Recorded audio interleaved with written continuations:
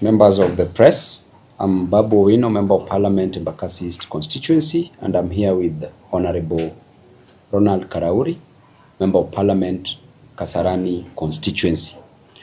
Today we are here to respond to the unfortunate statements made by the Cabinet Secretary, Lands, that is Madam Alice Wahome.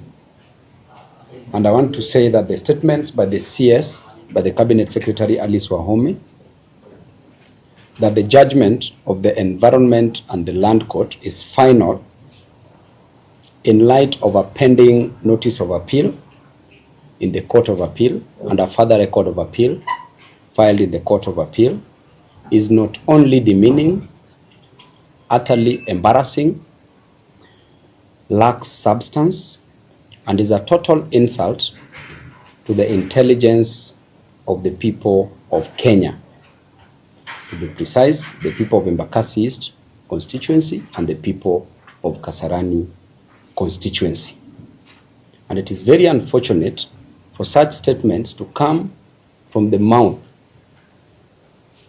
of an advocate, an alleged advocate. And I want to say that going by the doctrine of lis pendens, it is clear that when a matter is before a court of law, then the status quo must always remain. It is quite unfortunate for the Cabinet Secretary to come out in public and pronounce herself as if she is the Court of Appeal, that the decision that was made was final, and she has not even bothered to consider that the appeal will have an outcome. Irrespective of how the appeal is going to come out, if the appeal is in favor or is upholding the judgment, then we still have one more chance to proceed to the Supreme Court. But if the appeal is in the favor of the residents, in our favor, then we will be prejudiced if at all eviction has taken place, if at all people have been evicted and demolition has taken place. And I want to advise the Cabinet Secretary, Alice Wahome, that it is not your work to incite Kirima's family, or rather to coerce the residents of both Embakasi and Kasarani constituencies to come on the table to negotiate. They can never negotiate under duress. They can never negotiate when there is undue influence. They can only negotiate if their right state of mind is clear. And if you are holding brief as the Cabinet Secretary for the Kirimas, then you better resign. You come to court, because that is where things are as we speak. The way we speak today, we have received orders, an injunction restricting anybody from evicting residents of both Kasarani and Embakasi East constituencies. And the orders are running up to the 29th of January. And as members of the media, you will extract the orders. Their matters public. They are public documents. You can get them from the court. We have the orders, and we want to tell our people to be calm. Do not panic.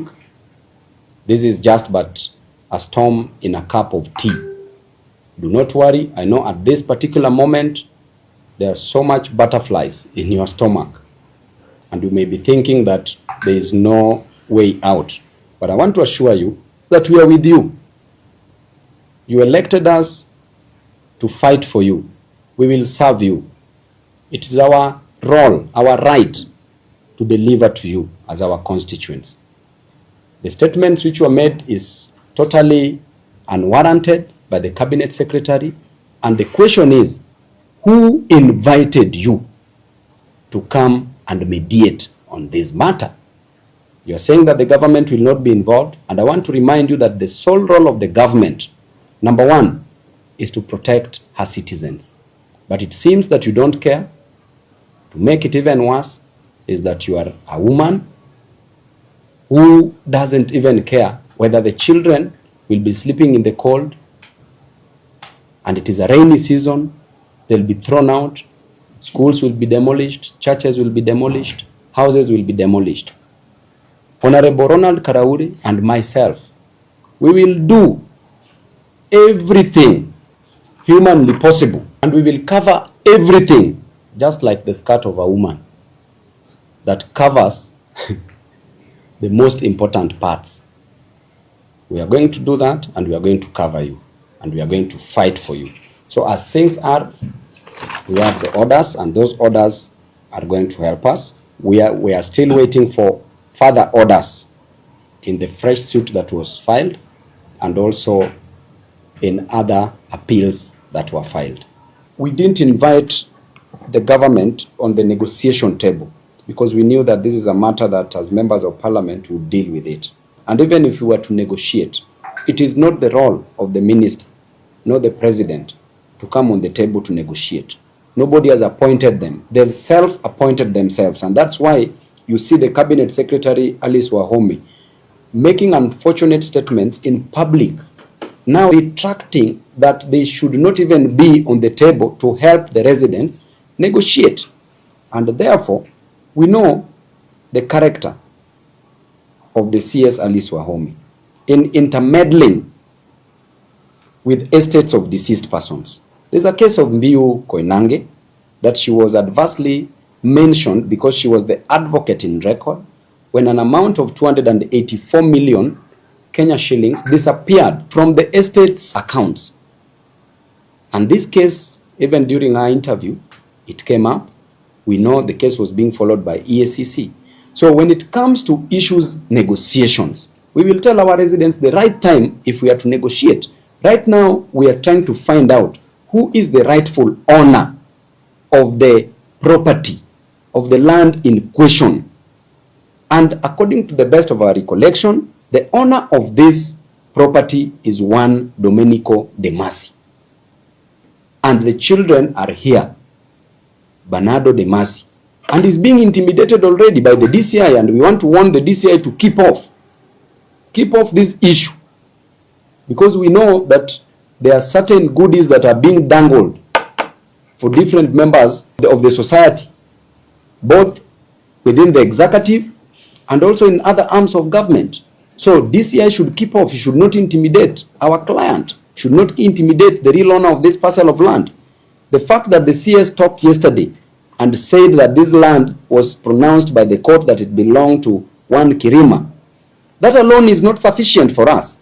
That alone is not enough for us to believe so. And Kenyans should treat such statements with a lot of contempt.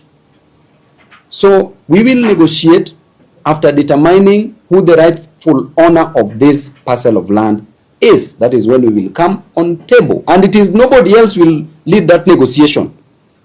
It is Honorable Karauri and myself who will lead the negotiation. So everybody running away to go start negotiations, all that is balderdash and gibberish. The statements by the CS and the statements by you are contradicting, and the residents are at crossroads. Is there any investigative process that maybe you have begun so that to establish who exactly is the rightful owner of that land?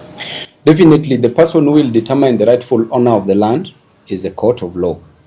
And as we've said, that there is a process that has been instituted, a process that is that has started in a court of law through a fresh suit.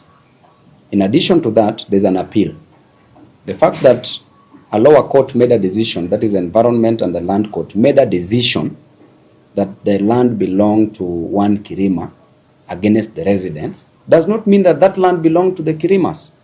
Because there's another person who's come out to say that the land belonged to him and the family, a person called Bernardo, whose father was Domenico De Masi, who is now deceased. So we have to exhaust all the appeal mechanisms. After court of appeal, we will have to move to the Supreme Court in case of anything. Then there's also a fresh suit that is starting at the Environment and the Land Court. That suit will determine who the rightful owner of the land is. And as far as we are concerned, the residents should not panic. Do not panic, do not be at crossroads. We are your leaders. If we tell you about this issue of the land, trust us. Do not start panicking. Some are going to sleep at the door of the Kirimas. Don't go there. Stay in your house. We told you that, as Mheshimiwa said it rightfully, we promised you that you will eat Christmas in your houses. Sasa hapo itakuwa ni wapi? Mwalimu wa maths hapo ni wapi? So unaona, already we have the orders that is now taking us up to the 29th of January, after which fresh orders will be issued. And even before that,